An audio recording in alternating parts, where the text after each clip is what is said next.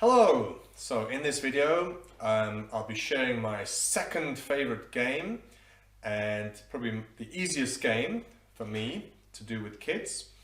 So last time I shared my favorite game, my best game. It's the Fire of London, or the kids know it as Bakers in the Bakers. So just to recap, the kids sitting down at the bakery and we say sleep in the bakers, so they say the phrase sleep in the bakers and they all sleep.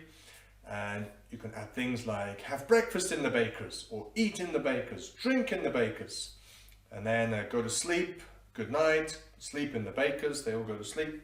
And then we do the fire, so they climb up onto their chairs very carefully, and then they're on the roof, and then you say go to the river, swim in the river, so they swim in the river next to their chairs.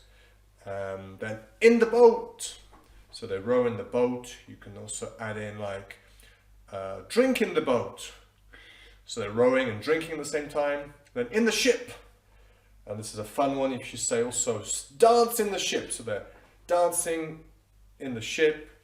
You can add on run in the ship or other things like that. Rats, so they get back into their chairs and they put their knees up. So you can add things to that story to make it more fun. Even after years, 3 years, the kids still want to play that game. So it's a lot of fun, and it's active, and they're learning also phrases. So my next tip would be a warm-up. So I will share my second favorite game in a minute. So warm-up is important at the beginning of the lesson, just to get a bit of exercise, especially if you're doing online lessons. So I use Genk English for the younger kids.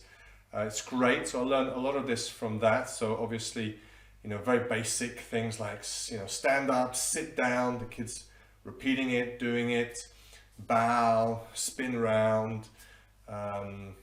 So now we're doing, for example, sports. So play tennis, so they will play tennis. Play volleyball. Okay, I always try and get them to repeat it aloud and do the actions. Also, it's very good to do things like stretch. Say stretch. You can say I can stretch. So say the whole phrase. So they all stretch. You can vary it. You can stretch your legs, stretch your shoulders. Okay, so you can do even a stretching routine, and you can do touch the different body parts, head, shoulders, knees, toes, get them to go down to their toes. You can do left and right, so I usually mirror them, so I'll say, okay, left, and they go left, right. You can do it faster, left, right, right. And then they make a little mistake, you just laugh at that, that's okay. And spin round, so they all spin round. Be careful if they have a headset on. I've had some pupils getting entangled with the wires.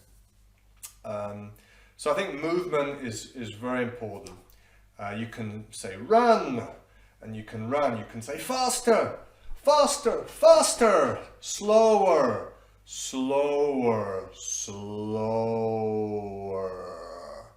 and they love that.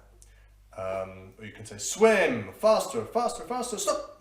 Okay, so you can use what your target language is. It's usually quite easy to put in extra phrases and just to think of some kind of movement with it. Okay, so warm-ups are always fun, they get the kids excited. And now for my second favorite game. It's usually, it's probably the easiest game. I usually do it at the end of the lesson. It's the easiest, and the kids still love it after 2-3 years. They still want to play this game. So it's based on the very basic Simon Says. This was also an idea from the Genk English team, because Simon Says is not a very useful phrase. You wouldn't use it so often in life, but please is a good thing to know, good word to know. So I get the kids to say hear, when they hear please, they do it. If I don't say please, they don't do it. So For example, again, you can repeat the warm-up phrases like stand up, you know, please, sit down, please, bow, without the please. If they do it, then they're out. So I make it fun.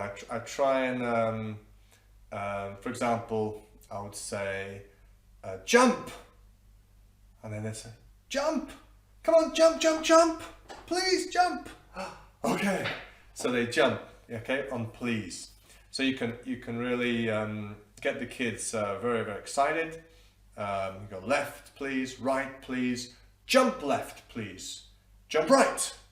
Sometimes I show them the action. Sometimes I just say it.